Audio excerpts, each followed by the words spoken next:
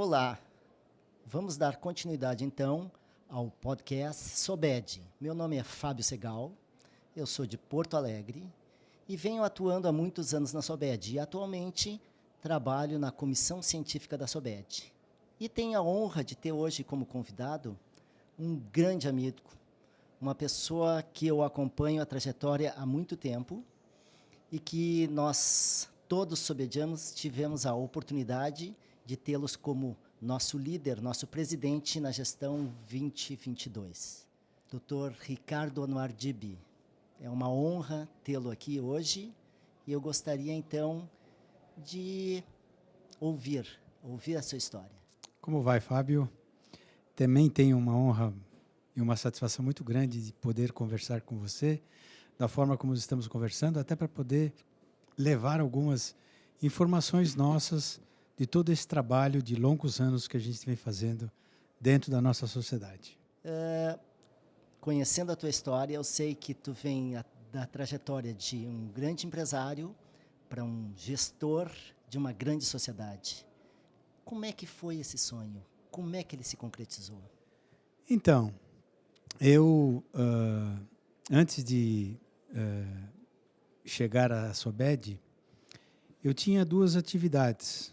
Eu venho de uma família onde meu pai era um empresário importante na área de tecelagem e eu me dividi os meus trabalhos com a empresa familiar e minha parte profissional como médico. Mas chegou um momento que eu acabei tendendo àquilo que eu mais gostava de fazer. E aquilo que eu mais gostava de fazer era a parte médica. Então eu acabei abandonando e me dediquei à parte médica.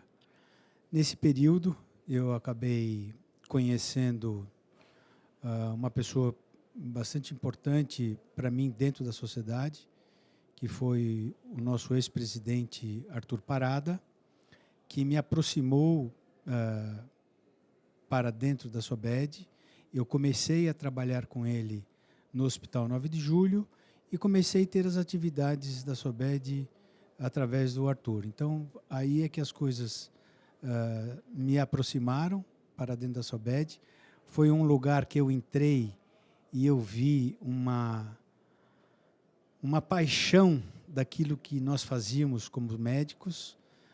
Eu sempre gostei muito de estar ao lado dos nossos residentes, estar com eles, me dedicando, ensinando os procedimentos, e acabei me aproximando mais de tudo isso e chegando dentro da Sobed na área da parte de títulos de especialistas, e aí eu fui acompanhando Carlos Capelanes. Na sequência, ele me convidou para ser o seu secretário, porque nesse período que eu comecei a trabalhar com o Arthur Parada, nós fomos abrir um serviço de endoscopia na rede pública, que foi o Hospital Ipiranga. E lá nós começamos a realizar vários cursos, várias atividades acadêmico-científicas, e o Carlos Capelanes acabou me conhecendo e ajudando ele num dos cursos que eu fazia no Hospital Ipiranga, e ele acabou me convidando como secretário. Daí eu fui me aproximando de todos os sobedianos e aí eu fui evoluindo até chegar na parte mais importante, que é a presidência da sociedade. Maravilha. Vou aproveitar esse gancho porque o Hospital Ipiranga é algo que é um balizador. Eu conheci o Hospital Ipiranga e fiquei fascinado porque e talvez seja o modelo para o desenvolvimento de todos os centros de ensino e treinamento que hoje a gente tem na Sobed. Aquilo foi um marco e vocês trabalhavam numa sintonia, numa equipe que fazia aquilo funcionar. E por incrível que pareça, nesse Brasil, num lugar público. Como é que foi essa experiência e que maneira a tua experiência de gestor ajudou a se desenvolver todos os projetos que hoje a gente tem dentro da Sobed? Então, não tenho dúvidas que o Hospital Ipiranga foi uma parte onde eu aprendi muito para poder chegar na posição que eu cheguei na presidência da sociedade. Lá foi um hospital em que nós tentamos desenvolver aquilo que hoje nós temos, que é um centro de treinamento da SOBED. Como isso evoluiu e evoluiu muito bem, chegou um momento que eu precisei requerer à Comissão Nacional de Residência Médica a residência do serviço, uma vez que muitas pessoas procuravam o serviço, porque nós tínhamos cursos, eventos dentro do hospital, onde nós realizávamos a maioria dos procedimentos terapêuticos básicos dentro do hospital. E aí nós desenvolvemos esse serviço, chegou o momento de nós pleitearmos a residência. Essa residência ela foi aprovada pela Comissão Nacional de Residência Médica, evoluiu muito bem, mas aí, por uma questão de mudanças de planos e de diretorias, nós tivemos que nos afastar da residência e do Hospital Ipiranga, e quem assumiu novamente não soube dar continuidade nisso, e, lamentavelmente, a residência de endoscopia do Hospital Ipiranga ela foi descredenciada e hoje não existe mais essa residência dentro do hospital. Muito bem. Alguns sonhos crescem e frutificam, mas aí aparecem outros. E assim, a gente não fica presidente, as pessoas que nos tornam presidentes. O que eu diria assim, tu sempre contasse com um apoio, uma rede muito grande de pessoas muito competentes ao teu redor. Qual foi o desafio maior nessa gestão, nesses 2 anos? Nós tivemos uma pandemia que foi devastadora para as pessoas, para o país, para o mundo. Como é que foi se reinventar? Então, Fábio, o que a gente aprendeu nisso tudo que nós fizemos foi que, com o avanço das novas tecnologias, nós tivemos que nos reinventar. As atividades virtuais, que nem eram híbridas, porque ainda não estava autorizado ter uma parte presencial e uma parte virtual, era o que eles chamavam somente de virtual e não híbrida, fez com que a gente trabalhasse muito, porque chegou a determinados momentos que a quantidade de atividades acadêmico-científicas que a gente tinha na SOBED eram muito grandes. E isso, de alguma forma, podia se desgastar a quantidade de eventos que tinham.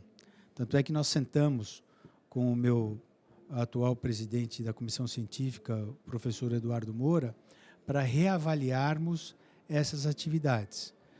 Mas foram atividades bastante importantes, porque, de alguma forma, nós tínhamos que levar as informações a todos os sobedianos. E nós não tínhamos essa possibilidade de fazer qualquer coisa de forma presencial. Mas foi um trabalho bastante forte, bastante difícil, que mostrou que, depois de tudo isso, a atividade presencial ela é muito importante. Você estar em contato com as pessoas novamente, a ressociabilização das pessoas, você dar um aperto de mão, você conversar, encontrar com as pessoas, como nós sempre fizemos nas atividades presenciais, ela é muito importante. Mas foi um trabalho bastante árduo e difícil. O que fica triste dessa história toda é que, lamentavelmente, algumas pessoas importantes e queridas ficaram para trás. E essa saudade nós vamos sentir por muitos e muitos anos. Essa é a grande pena de tudo o que aconteceu. É verdade, foi realmente algo que a gente tem que se acostumar, porque é difícil esquecer. Uma coisa que é o desafio de um presidente é ser líder. E ser um líder de pessoas é um grande desafio, porque existem as vaidades, existem as peculiaridades de cada um. Então, vamos dizer assim, como é que foi lidar com tudo isso no meio da grande confusão da pandemia? Olha, Fábio, eu não sei se eu poderia definir isso como um perfil da pandemia. O que a gente observa quando a gente trabalha dentro de uma sociedade, que você está muito próximo ou junto a uma diretoria, a gente precisa muito pensar na sociedade e não no seu ego. A grande dificuldade de quando você está numa posição como essa é você ter que administrar o ego das pessoas. E isso, às vezes, é um pouquinho ruim, porque para que você seja justo e correto, você precisa levar as informações, os conhecimentos e as sugestões para aqueles que tenham interesse de galgar uma posição como essa. E essa é a grande dificuldade. Eu venho de uma gestão de uma continuidade. Uma gestão que começou por vários outros presidentes excelentes e muito sérios, mas com uma proximidade muito grande com o Flávio, com o Jairo e comigo. Hoje, nós temos um vice-presidente que é o presidente eleito, que é o Herbert Toledo, de Maceió, e eu espero que ele consiga dar essa continuidade de um trabalho bastante importante para a sociedade que essas últimas ex-presidentes realizaram. Perfeito, perfeito. Bom, o nosso tempo está acabando e nós combinamos que o nosso entrevistado escolheria uma música que representasse o sentimento e, vamos dizer assim, um estilo de vida. Porque eu sei que o Dibi, ele é puro coração, muito trabalho e muito família. Isso é muito importante e é algo que torna ele a pessoa tão especial que ela é. Eu só tenho a agradecer por te conhecer, eu só tenho a agradecer por tu nos liderar e é uma enorme honra estar aqui hoje, podendo te escutar a ti e toda a tua história e todo o teu legado. Fábio, eu também tenho muito que agradecer, porque eu não tenho dúvidas que eu cheguei aqui porque eu tive uma parte muito sua que me levou e me ajudou a chegar onde eu cheguei. Então, eu também não tenho dúvidas e me sinto muito confortável e muito contente de ter conversado com você aqui durante todo esse processo. E essa música que eu escolhi é exatamente isso que você comentou. Essa é uma música da minha família, onde meus filhos adoram e eu também adorei essa música, e essa é uma música que praticamente ficou a música da nossa família. Viva la vida. Viva la vida. Vamos então escutar. Muito obrigado de coração. Obrigado, Fabinho.